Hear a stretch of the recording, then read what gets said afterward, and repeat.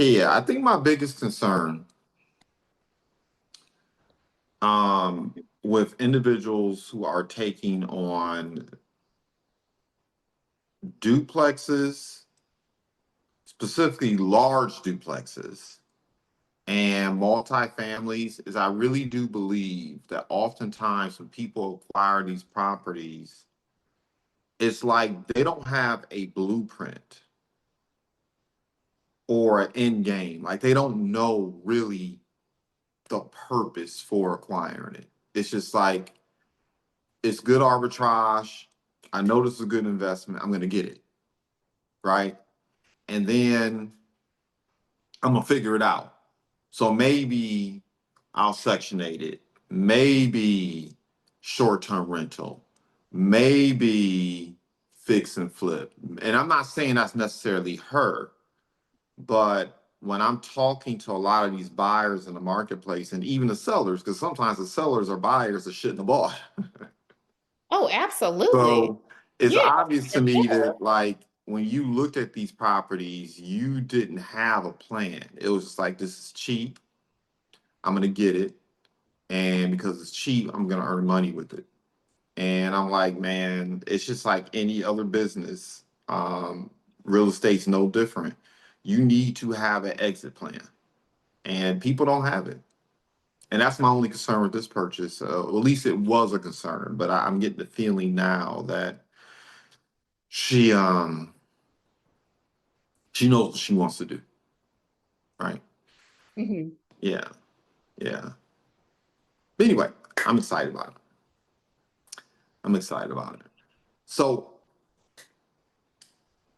it's so interesting. I just had someone call me up that I've known for quite some time who shall remain nameless. And when he calls me up and he asks me this question, I'll be honest. The first thing I'm thinking is like, dude, you done seen my client. You know, he knew me back when I was an investment advisor. Okay. And so he saw what I did in the investment advising industry. He saw what I did in a couple other industries. He's seen what I'm doing and what I did in the real estate industry. He's seen what I'm doing in the direct selling industry. And he calls me up and he starts asking me for like biz development advice. I'm like, bro, if you just, I don't know what the malfunction is, but if you just came and worked with me, we would fix all those problems. But anyway, Mhm. he calls up and he says, which I thought was an interesting question because I get this from time to time. And he's like, bro, how do you find high net worth people? Like people who can afford to pay 50, 100, $200,000 in cash in investments. Like, what's the conversation sound like? Number one, but number two, how have you repeatedly been able to find these type of clients to work with? And I thought it was an interesting conversation because I know how I go about doing it, and I know how I would go about doing it today. Um, but I was curious to know how you would respond to it. So I think you know one of my strategies already. You know one of the first things I'm going to end up doing. But I'm curious, like, how are you finding your high? Now, of course, you're talking about real estate, but I'm just talking about people who want to In invest general. in the market, real estate. You know, people buy cars, people buy all kinds of stuff, people buy paintings. I know what my conversation would sound like, but I'm curious to know, like, how does that land with you? How it lands with me is a lot of the business that I get is through referral. So I Mm-hmm. get a lot of referrals and I get people who are interested in a variety of things. And so in doing that, my network has grown tremendously. And I think like you have to be in those circles where people are talking about those kind of things, and that's the focus of that group of people. Like if you're like, even when we went to the the conference, Yep. these are people who are performing at a high level. You have people who are earners, people who have built their business. They have multi-million-dollar businesses that they've built up from scratch. So you're going to be in those circles with those kind of people who have those kind of resources to do those kind of activities. So, you Yeah. have to be in the crowd where that kind of activity is happening, and you have to be rubbing elbows with those kinds of people, in order to make those kinds of connections and contacts. And if you know one person who's doing it, or you have one client, let's say in that space, you're an investment banker or an investment advisor, or a what that one a wealth coach. Remember that, you're in that circle where you have Yeah. a client who's, okay, hey, they're investing, this amount. Okay, well, who do you know that you want to help that's in a similar situation as you that you can refer? You got to ask for those referrals. So that's how I would approach it. If I saw that I, had a lack in that area, I would pull from the resources I already have to try to increase that. It's so fascinating listening to you because when you've been an entrepreneur for a certain period of time, I knew what you were going to say because that was my initial response. And you just take for granted that people don't know. I mean, that was my initial response. I was like, the first thing I would do is the thing I always do when I either want to reset my business, move into a different class of people. When I say class, I'm not into my socioeconomically, but even maybe a different industry, right? The first thing I do is I roll into the referrals, right? I'm gonna reach out to individuals, and I'm not even gonna do a direct sale attempt. Majority of the time, I'm just gonna call up someone who fits the description of what I'm looking for, and I'm gonna communicate the value prop and ask them for referrals. And if they raise their hand and say, I want to participate, great. But man, people really underestimate the importance of building your network before you need it. Everyone you meet, you should not be trying to sell all the time. Sometimes just build the relationships, build the trust, let them get to know, like, know, and trust you, do business with them so they know how you operate, how you get down. And later on down the line, that person knows 100 to 1,000 people that you don't know. That's the first thing I said. I was like, bro, you are like really stressing out about how to find high net worth people. I was like, you have 1,000 phone numbers in your phone. And I was like, each one of those individuals knows 100 people that you don't know. Call up the ones that have the deepest pockets. Call the people who've been on the job for 20, 30 years, got a 401k. Call them up directly. All right. You've been in the real estate industry. You've had people who bought things. Call them up. Right. Just call them up. Tell them what you want to do. Why you think it's advantageous. Ask for referrals. I knew this wasn't going to be a prolonged discussion with you. Yeah. I mean, no, because I feel like we're on the same page with how we operate in that way. Yeah. Like you said, when you've been an entrepreneur for a long time, you you learn those skills on the fly, Mhm. And like we talked about before, I don't have the background of the corporate America. I've never had the opportunity to work in corporate America. And so, you gotta play, to win, play the hand you got dealt, and play to get the most out of the hand. So I Yeah. think, it's very, very important to pull from the resources that you have, with whatever you're trying to do, and we've seen it time and time again where a person, you meet one person and then it just kind of turns into a snowball, and you meet this person and that person. And, especially in real estate, especially in, when you were an investment advisor, because, Yeah. you're meeting somebody who like, oh, hey, so-and-so, I know this person, they really need to connect with you, and that's how it starts, you know. Yeah.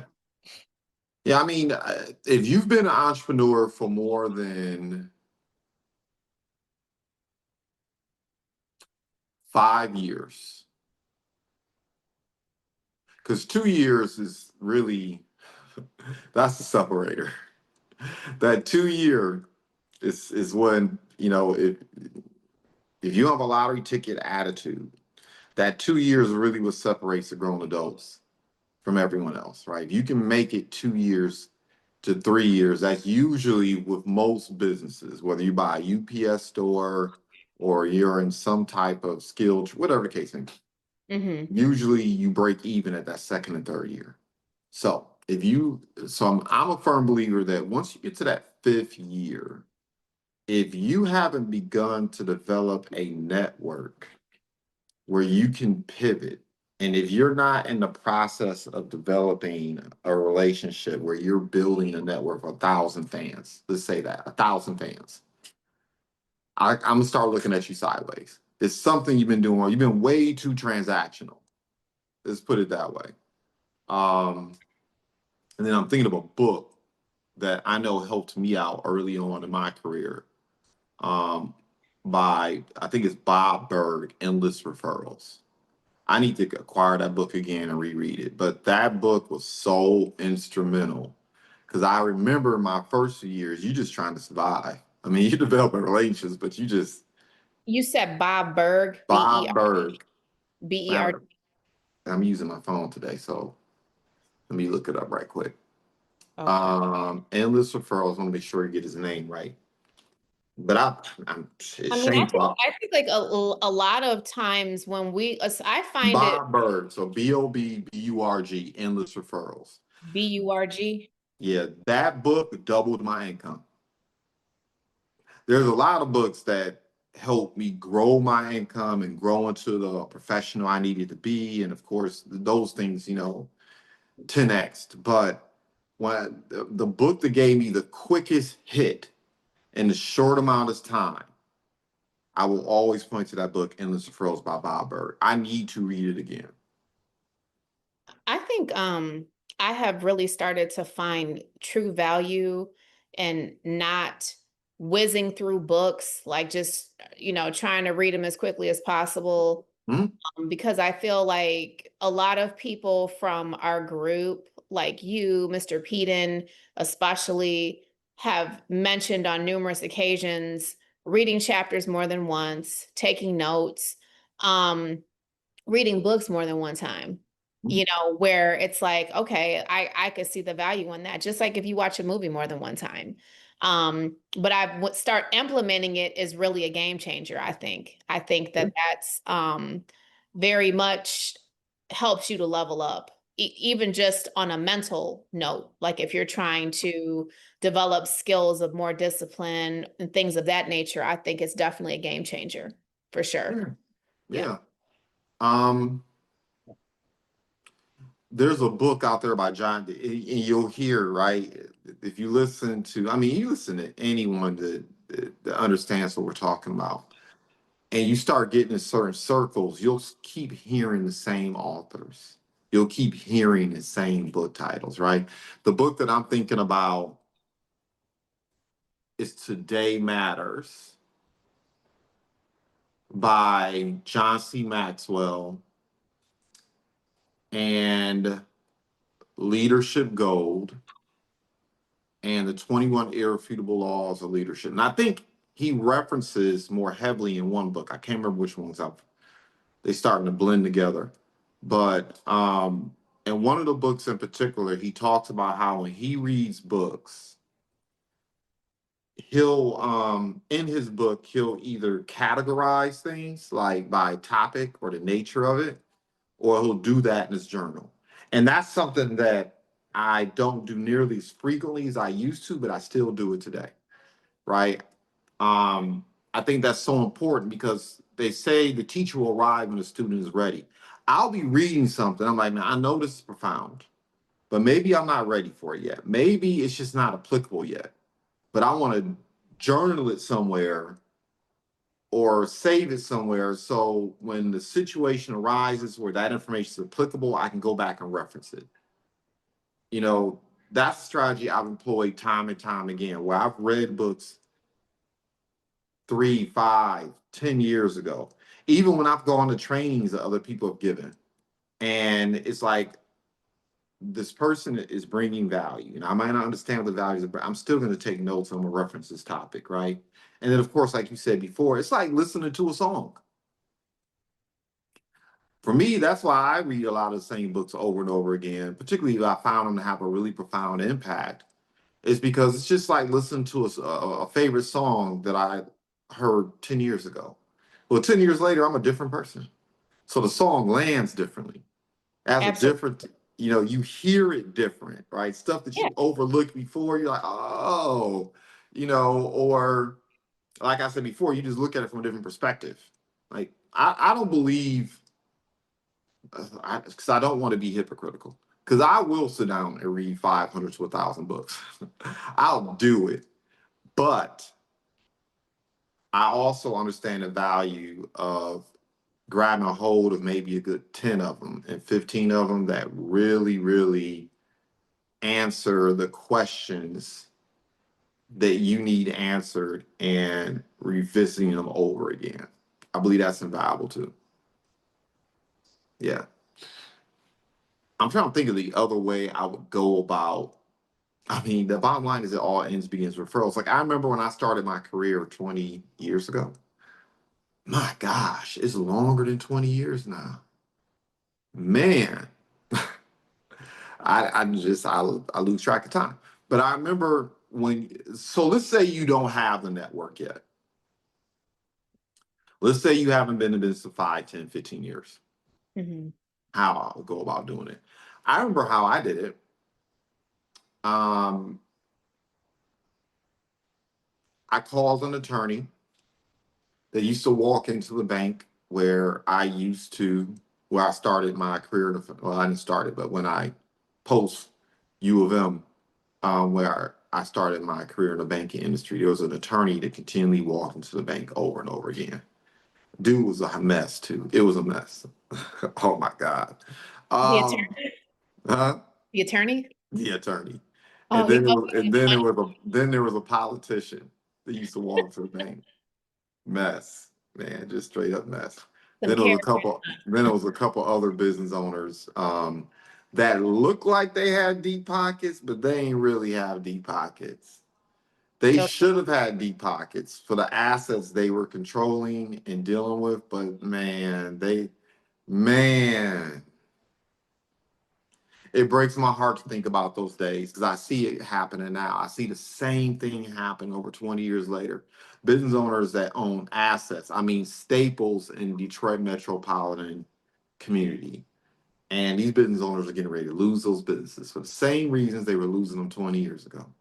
But anyway, I think a lot of business owners like just kind of to open that up a little bit, that discussion. And it's perfect for what we're talking about because I think there are a lot of business owners who they get momentum, right?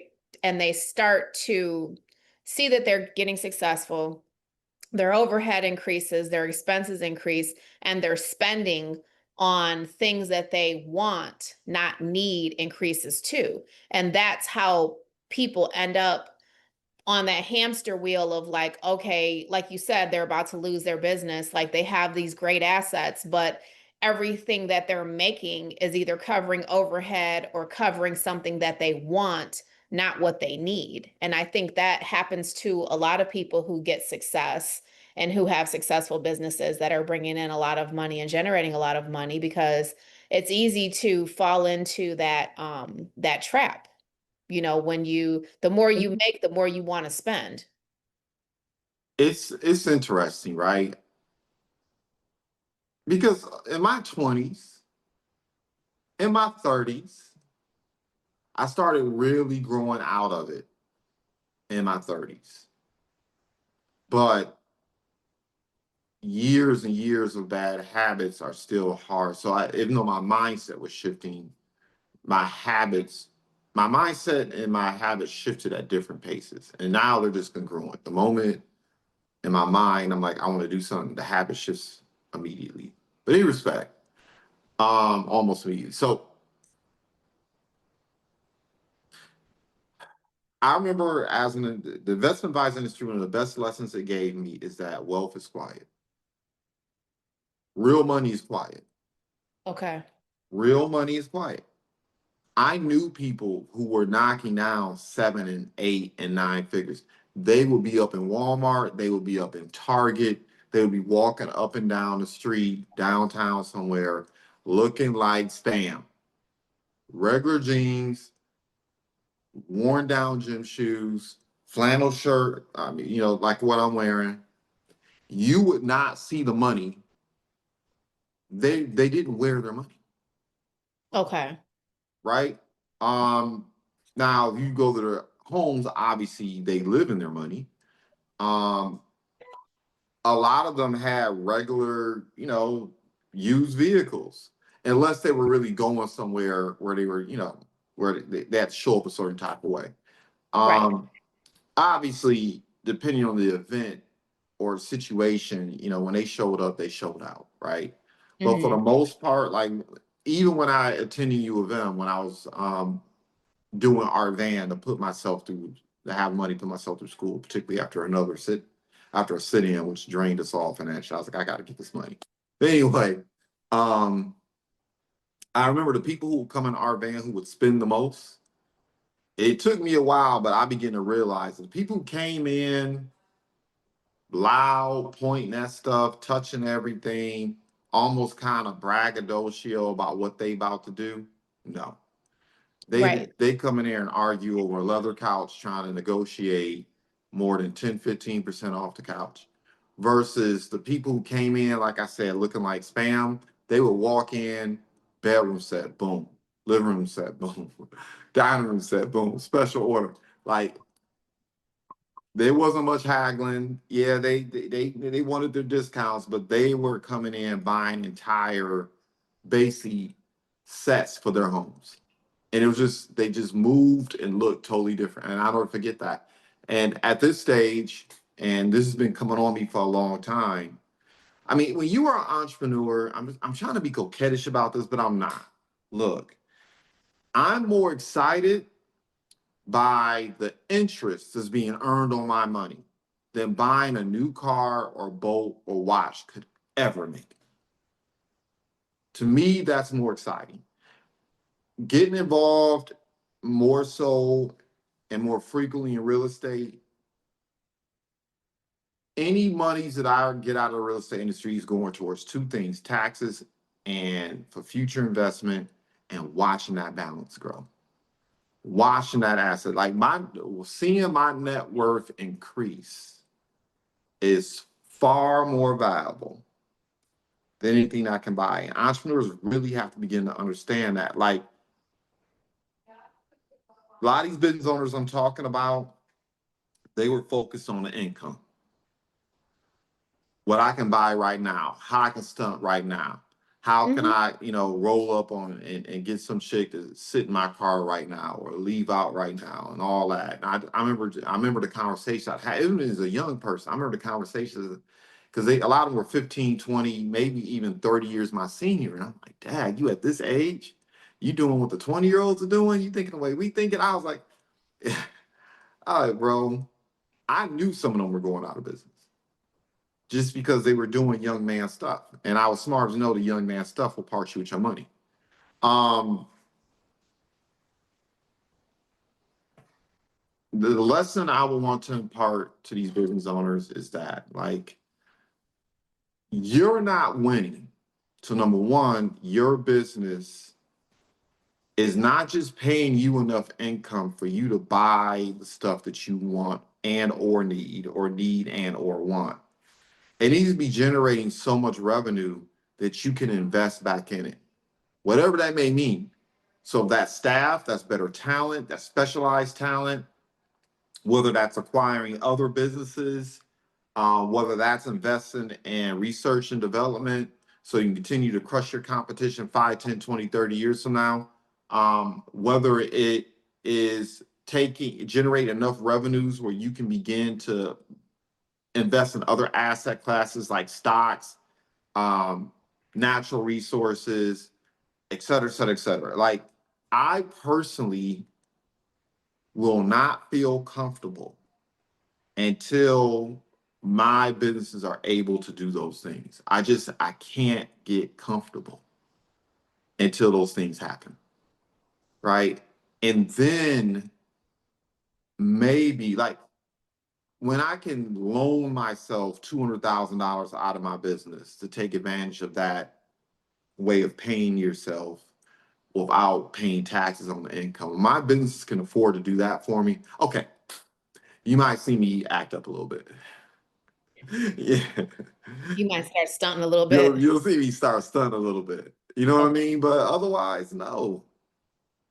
No. The other thing is too, though that's changing because it's had to change. But I always go back to this. Before the pandemic, because the pandemic really threw a lot of stuff off. But before the pandemic, and even I would say before the recession and really depression of 2008, straight up, if you were earning 50K in Detroit, you were winning. You Okay. were winning, straight up. If you were earning 50K in Detroit, you could go to the bar and turn up a little bit. You had two cars. You shouldn't have had two cars, but 50K per year, two cars. You could get a 3-bedroom home and have enough to pay your mortgage and do all the other things, right? If it was two households, I mean, two people coming together, knocking out 75 to 100K per year, oh man, you were winning, you know? And a lot of people were buying the stuff on credit, but still, so they really weren't winning. But you could really look like you were winning. Yeah, For but the appearance was that they were winning. They appeared you to be could winning. Yes, you could stunt out of control, absolutely. right? Because you were winning. You were in the top upper percentile of income earners, Absolutely. right? So even if you were in debt, I imagine a lot of people still felt good about themselves because they had the two cars, they had a 3, 4-bedroom home, they taken a vacation once, twice, maybe thrice per year. You're doing things, even if you won't borrow time because you're not doing things right, Right. right? Um, so definitely if you were earning 250, if you were earning 250 in Detroit back then, that was like the equivalent of having $2, $3 million in New York or Los Angeles or Miami. You know what I mean? That's what it was. So the bar was so low, like what people thought was winning was so low. And of course, we all know that's changed today, right? 100K, man, there's people earning 100K, couple kids, mortgage, car note, insurance. Man, be going to the grocery store, looking at the price of everything. You on a budget, you know what I mean? 100K, you on a budget. You ain't winning. Um, like people who behave that way, who use their money as piggy banks, as opposed to using their money as asset producing situations to create that financial independence. I'm trying to remember which song it was by Jay-Z. Well, he's basically saying, y'all don't know what real money is. You up there putting money phones up to your ear. That ain't real money. You know what I mean? That ain't real Right. money. When you know what real money is, you start moving different. You start moving different. There's, I won't buy a 200,000. Trust me, I'm not gonna buy 100,000 or $200,000 vehicle unless I have that in an account collecting interest. Believe it ain't gonna happen. I'm not buying a $30,000 watch unless it's sitting somewhere times 10 collecting. It's just, look, call me boring, call it what it is, but I'd rather be walking around knowing that if I get sick, injured, if the worst should happen, I'm still good. That gives me more pleasure and more peace of mind and a greater sense of I'm winning than anything I could wear on my body or drive. Straight up. I mean, Um, some people are not seduced by materialism. Some people are just more practical, and that's not really a goal of theirs to have, material things, watches and yeah. fancy cars and that sort of thing. It's And Yeah, I like those things too, but I'm not willing to sacrifice my financial solvency. Or your Like peace I, of mind, like you said, your peace of yeah, mind and, just feeling, yeah. comfortable in your skin and like, okay, I have X amount put to the side in case, like you said, God forbid something happens. Like there's a book by Warren Buffett called Snowball. Mm-hmm. And in that book, he talks about how he would literally be thinking to himself, if I buy this candy bar, this is how much the candy bar would cost. And this is how good it will taste. But if I invest it at 8%, this is how much the money I'm going to spend on the candy bar will be worth 5, 10 years from now, 20 years from now.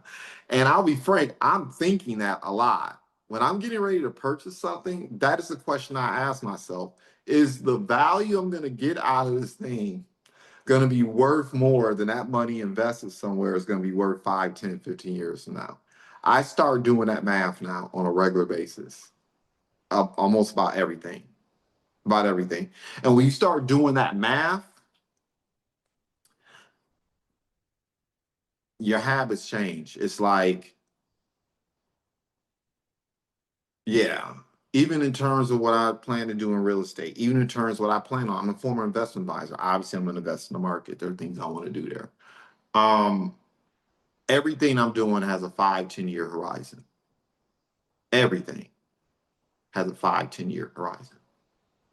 Um, because I know the cost. I mean, you think stuff is expensive now. Oh my God. Can you imagine what it's going to be 10, 15 years from now? Can you imagine how much milk is going to cost? Can you, can you imagine? They're out here fishing the ideal of getting people comfortable eating grasshoppers and bugs because, man, can you? Mm, It's mm. gonna it's gonna be interesting. That's for sure. It'll be Yeah. interesting. Yeah, you better have a long-term plan, man. Yeah, that living for today, you know, learn and invest as if you're going to live forever. I'm not saying don't live your best life today, but learn and invest like you're gonna live forever. Straight up. Anyway, so those people that I was just talking about, What, I approach those number one people. stunners or who? I approached those people. The ones that were stunting, I approached them. Um, because this is what I firmly believe. I believe that you have some a-holes out here, no doubt. But a lot of times when people feel like they winning or they've won, they want to give back. I agree. A lot of Even people want to give back. even if they're not winning, a Yeah. lot of people have a desire to pay it forward and to give back and to help Yes. other people level up. Even if you're not, I mean, yeah, like let's say to outsiders, it looks like you're winning. But even if you personally feel like, yeah, I'm winning, but I'm really not doing nothing for real, you still have that desire to Yeah. like give back and be like, okay, let me see how I can give back, pay it forward, help other people, maybe even inspire other entrepreneurs, things like that. So, Yeah. yeah. Yeah. So, and for the people who are listening, because people hate, I gotta correct something.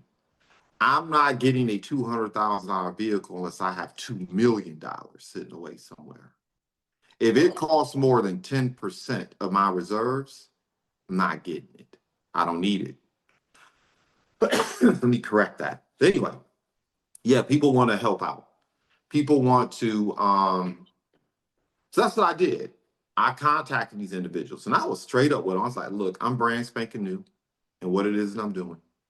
And I am looking to make an important decision as to whether I want to move forward with this. And the bottom line is, I want to work with people like you. And look, what I'm doing may not be for you. I'm not calling you up to get in your back pockets. I'm not calling to sell you anything. But if you were willing to give me 15 minutes, I'll bring the Subway, or back then I'll bring whatever, right? I'll bring the coffee and donuts. If you give me 15 minutes of your time, just give me your feedback and your perspective or opinion about what it is that I'm doing, so I can decide if I'm making a smart decision. I'd be so appreciative. I cannot tell you how many times I asked that question over a 3-month period of time of people whom I knew were winning, right? And you already know I'm bold. Like, I'll knock on the door. Like, I found out who some of the people who own medical clinics were, who looked like us. And I straight up drive by, knock, what's up? My name's so and so. This is what I do for a living. I'm not here to sell you. I'm just here to educate and share, and your perspective and opinion will be invaluable to me. I just want to introduce myself to you, let you know what it is I do, who I am, and 15 minutes. And that's what I did. And 3 months later, I had over 3,000 referrals. Wow. That's impressive. Yeah, 3,000 referrals, 3 months. Okay. Because that's what I was doing all day, every day. Because I couldn't go back to the community I grew up in. They didn't have legit money to invest like that. Right. My family members weren't born on third, second, barely first base, right? Some of them didn't have a bat or a ball.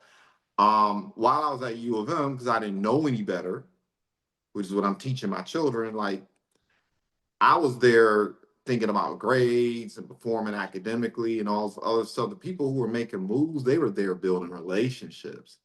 I know people who came out of college building businesses together, right? Getting it in. And then definitely the bros and the sisters at the HBCUs, that's definitely what they were about. They were about that networking, building stuff together, creating empire at whatever level they were thinking about it, they were doing it. Like, when you attend college, when you attend a university environment like that, that is the one time that you are going to be around some really upwardly mobile people. And most of the people, there's a base level of intellect, because you're not going to survive at a school like that unless you have a base level intellect. So it's the one time you're going to be around intelligent people that you can actually converse with, talk with, plan with, think further ahead than 5 seconds. And you're going to be around people with means, because even if they don't have the means, mommy and daddy have the means, and they're going to have the means, right? I didn't do that. I didn't know any better. I didn't understand the real purpose of attending college or university. So I couldn't go back to even the people that I attended college with, because I didn't develop those kind of relationships with them, right? So yeah, so in order to eat, I had to completely change my network. And so every single day, that's what I was doing. I'm getting ready to do it now. Now that I've relocated, I'm looking up and down the street. I see all these new business owners. I'm like, oh, every single one of y'all are going to know me by first and last name by the time the next 30 days end. Okay. You're going to know me by first and last name. You're going to know my business card. Now, we might not do business together. That's okay. When the need shows up in your life, I want you thinking about me, right? But that's exactly what I'm getting ready to do. That's exactly what's getting ready to go down. Okay. Yeah, I'm straight up just every single person, hey, this is what I do. Let's connect sometime. And while I'm doing that, I'm also going to be qualifying them, right? When I start having the conversations with them. If you don't mind me inquiring, how'd you get your business started? What did you invest in? What are you investing in? Did you use an investment? Those type of questions are going to lead me to my next set of cash buyers. Because ironically, when he called me up, he was looking for 20, and people willing to spend 30 and $50,000 in cash. I'm at the point now where I need people who can afford 150 and 200K. Like, some of the assets I'm looking at right now, like, there's a person I should have called this morning. I'm gonna call later on today. I mean, she wants cash. She wants 150K. And in my humble opinion, the property is more than worth it. It's probably, in my opinion, the ARV on that property in 5 years is going to be 300K. Easy. Easy. So I need people who can drop that type of cash. So that's exactly what I'm getting ready to do. Exactly what I'm getting ready to do. You know, the other thing you can do is more of a mindset framework, if you will. But if you want to attract high net worth people, ask yourself, what are the needs of high net worth people? People who earn 300, 500, a million, 20 million, their needs are different, but they have needs. What can you do to serve a person who's in that tax bracket? What can you do to serve their needs? Right? My experience has been the wealthier people get, the more risk averse they get. So, you know, number one, is crazy. You have people out here left and right all pursuing 20% returns. That's stupid. That's ridiculous.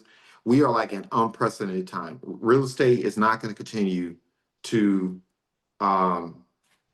increase in value like that. It's not going to appreciate like that. The stock market is not going to continue to appreciate like that.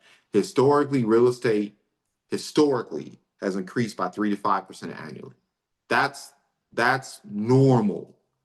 I remember when I was an investment advisor, if my clients walked in the door tomorrow, I want a 20% return, I politely escorted them out the door. I was like, I don't do that here. Go find somebody else to speculate with your money. What I will do is we're gonna hit that 8%. We're gonna hit that 12% on a good year.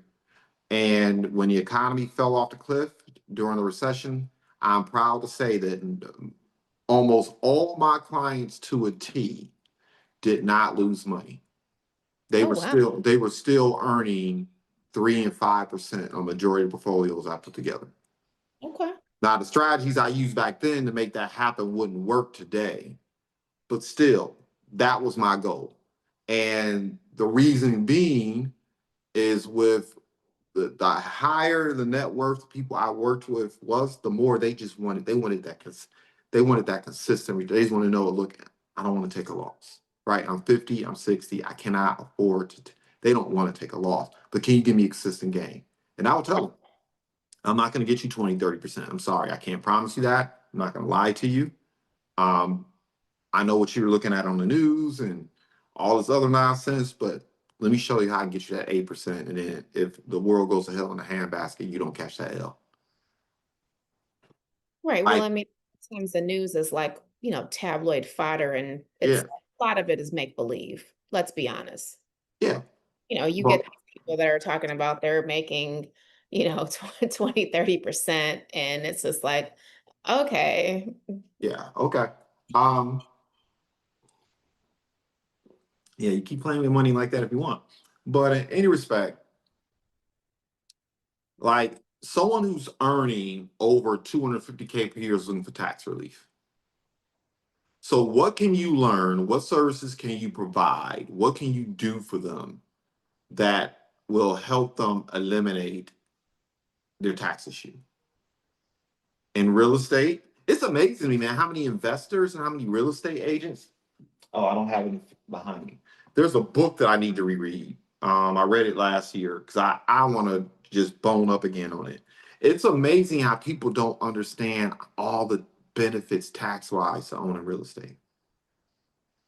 It's amazing how you can like eliminate so much of your tax burden, right? You can go to a wealthy person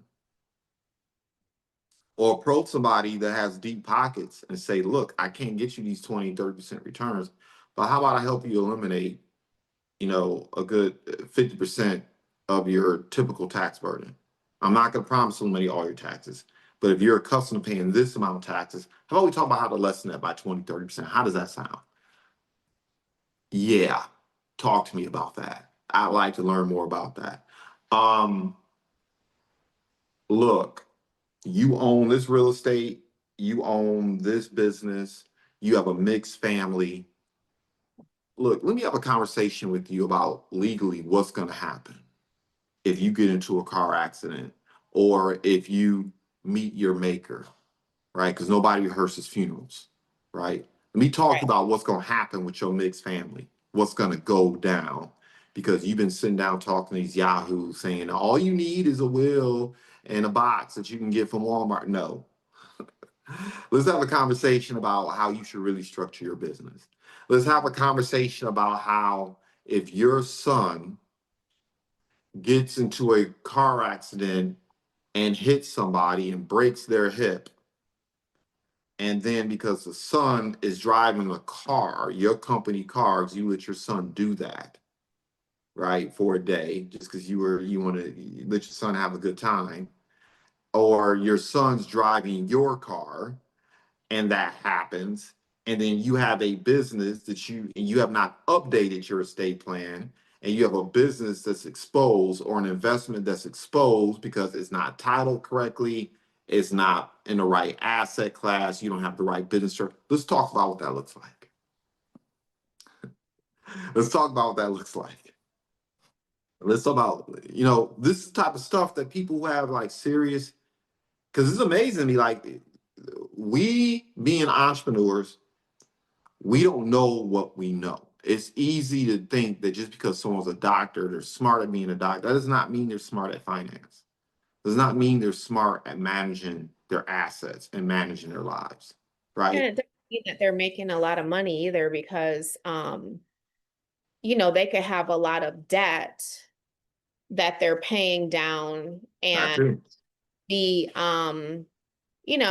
like somebody who's working and getting a certain amount and then they're, have a lot of debt that they're paying down. And it's like, yeah, it looks great on paper. Because one of my good friends, part of the circle of people they grew up with, the guy is a doctor. He's like, but he was older when he got Mhm. his degree, and the amount of debt that this person has is um astounding.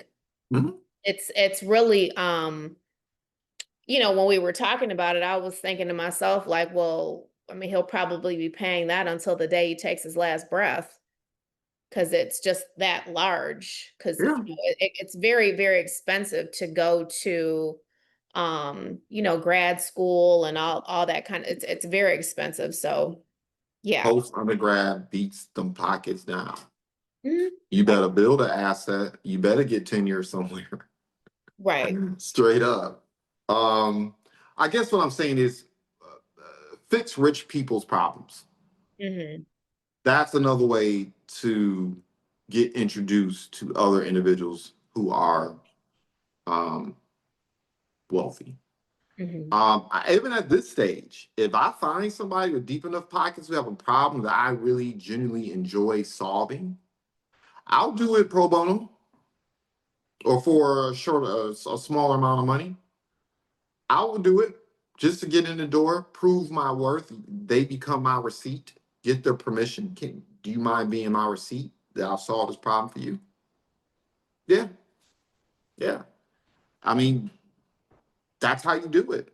I know this current generation, they're on some, well, I'm not going to do anything unless I'm getting paid top tier for my skills. And look, okay, I will come in and undercut someone in a heartbeat to get the relationship and to get the exposure and to get the access. I'll do it quick, fast, and in a hurry. Well, that's a winning strategy Yeah. because people love a deal and they love when you can bring value to them and they're going to remember that. Mhm. So that's making a memorable experience. And it's I've said this a few times to people who I've interacted with and who I um have relationships with. Everything is not always about money. Like a lot of things are about relationships with people. And if you focus on that, you'll get to the money. Yeah. All money is a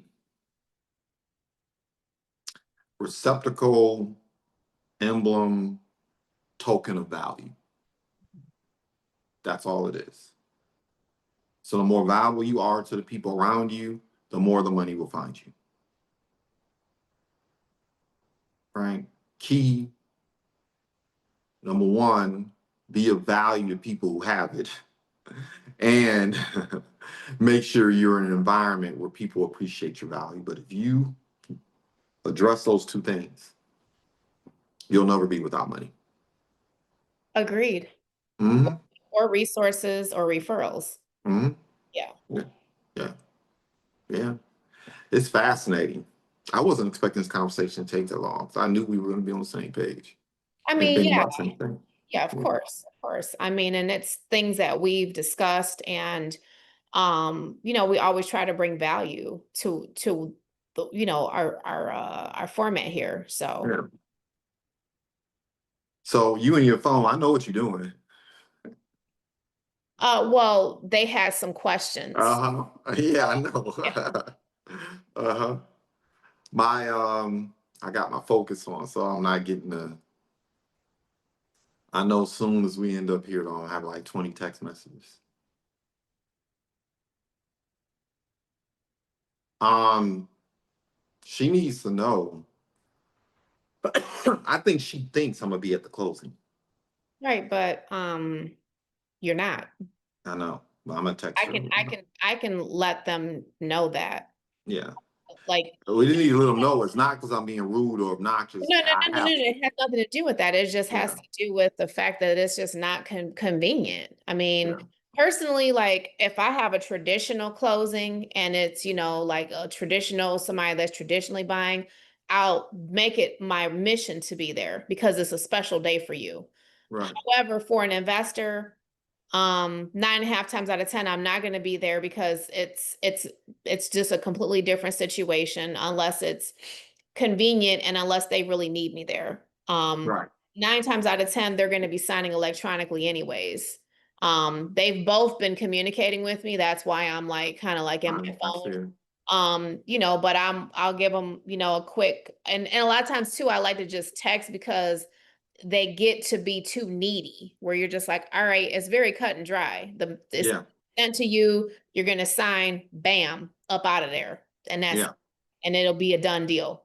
So yeah, yeah.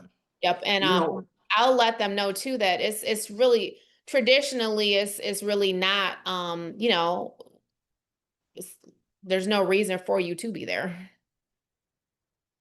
yeah, I'm gonna end up riding going with them at some point. So I want to shake their hand and do the celebratory high five. But no, I have too much going on today. Um, I have something I'm getting ready to send you. You're gonna laugh because you know when I do my walkthroughs.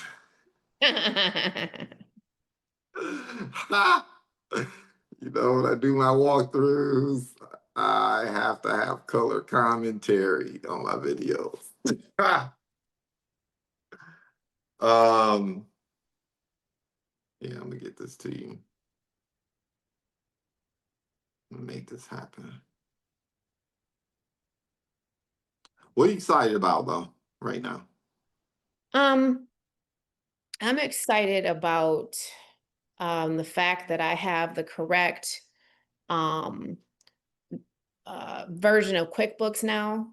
I'm excited about, I um, love it. I am very excited about that though, because Yeah. many, many years I operated in the ghetto zone. And what I mean by that is like I um, basically um, had a bookkeeper as opposed to an accountant. Mm, And I think when I got my accountant, I just leveled up automatically, like by 10x everything. yeah. And so I'm glad that I got that taken care of. And I've been doing some things internally within my organization to um, level up. I'm in the process of phasing out some tasks that are not generating any sort of benefit. And I'll be phasing out some people that are, for lack of a better term, just Mm-hmm.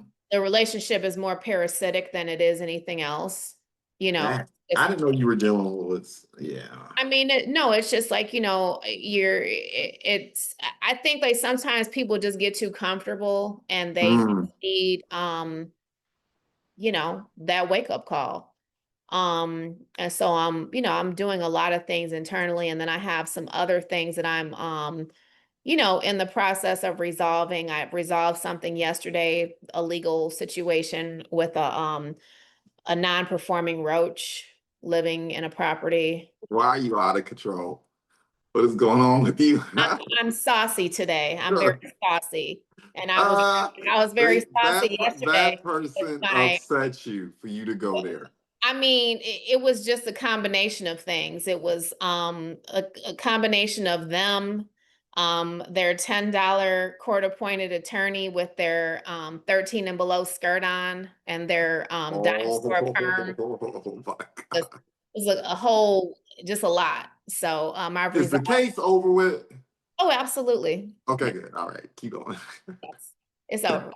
Yeah. So I resolved that. So yeah, things are looking up. I'm gonna have a good weekend. I'm going to a concert later, so I'm looking forward to that. So yeah. And I'm happy with my PPLSI business because I do have activity and people that are in my organization that are definitely doing some things. Um, Yes. so Congratulations. happy about that too, because, for a long time, I just felt like I was getting a lot of frogs and I was not meeting any Prince Charming. So it's nice to finally see the fruits of my labor paying off. I So remember these conversations with yeah, you.